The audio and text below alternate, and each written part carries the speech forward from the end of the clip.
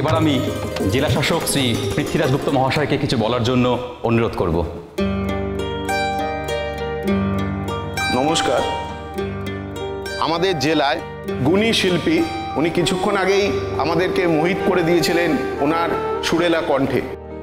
আমরা এর থেকে আর কি বিশেষ আশা করতে পারি? এটা আমাদের জেলার পক্ষে আজকে গর্বের দিন। আমরা ওনার গান বহু শুনেছি, বহু বছর ধরে শুনেছি, এবং ইনফ্যাক্ট মানে আমি তো শৈশব থেকে ওনার গান শুনেই বড় হয়েছি। তাকে সামনে থেকে শোনা এবং এটা একটা আলাদা অনুভূতির জায়গা, এটা এক অনন্য অভিজ্ঞতা।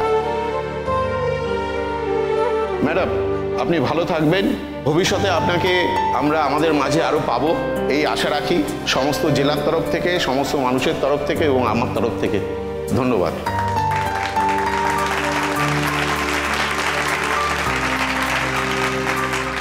আপনাকেও অনেক ধন্যবাদ মিস্টার গুপ্ত। আসবো, নিশ্চয়ই আসবো, বারবার আসবো। ভালো শ্রোতা পেলে আমাদের গান গাইতে খুব ভালো লাগে। ওই যে বললাম, গান গাওয়াই তো আমার কাজ।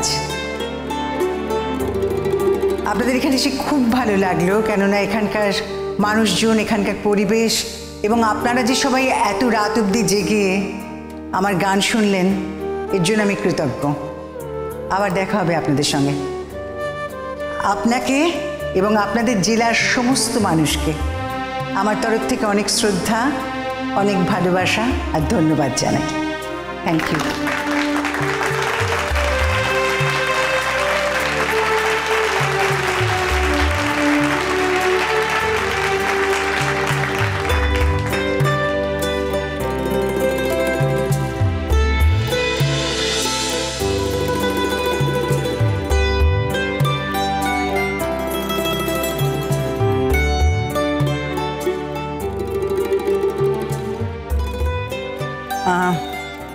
আমি বলছিলাম যে আপনাকে আর আসার দরকার নেই, মানে আপনি আপনার কাজে যান, আমরা চলে যেতে পারবো।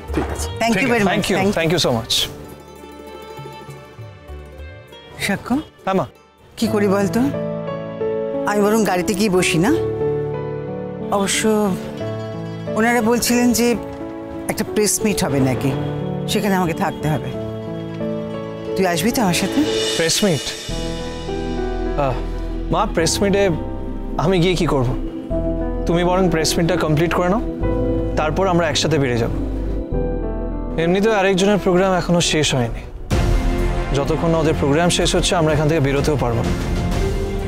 শোনো না মা, তোমার প্রেস মিট হয়ে গেলে আমাকে একটা কল করো, আর যতদূর আমার মনে হয় ততক্ষণে এদের প্রোগ্রামও শেষ হয়ে যাবে। ঠিক আছে। ওরা না আরেকটা কথা বলছিলেন জানিস তো, ওরা বলছিলেন যে রাতে খাবার দাবার খেয়ে যেতে। তা আমি তো বাইরে কিছু খাবো না।